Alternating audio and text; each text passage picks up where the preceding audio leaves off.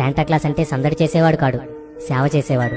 అతని అసలు పేరు సెయింట్ నికోలస్. అది సింటర్ క్లాస్ గా మారి శాంటాక్లాస్ గా పిలువబడుతుంది. ఇతను క్రీస్తు శకం 4వ శతాబ్దానికి చెందినవాడు. ఇతను ఒక మంచి క్రైస్తవుడు. ఇతను సంవత్సరమంతా గిఫ్ట్స్ తయారు చేసి క్రిస్మస్ సందర్భంగా డిసెంబర్ నెలలో తన ప్రాంతంలో ఉన్న పేద పిల్లలందరికీ మారువేషంలో వెళ్లి గిఫ్ట్స్ ఇచ్చి సర్ప్రైజ్ చేసేవాడు. 1863లో మొదటిసారిగా శాంటాక్లాస్ రూపం ఇలా ఉండొచ్చు అని థామస్ నెస్ట్ అనే అతడు బొమ్మ గీశాడు. అది చాలా పాపులర్ అయింది. ఎందరో అతన్ని ఆదర్శంగా తీసుకుని పేద పిల్లలకి బహుమతులు ఇచ్చేవారు. ఆ తర్వాత కోకోకోలా కంపెనీ 1931లో శాంటాక్లాస్ సూట్స్ ని కుట్టించి కొందరికి తొడిగి తమ కంపెనీకి పబ్లిసిటీ చేయించుకున్నారు. శాంటాక్లాస్ డ్రెస్సులు వేయించి జోకులు, కేకలు, డాన్సులు చేయిస్తున్నారు.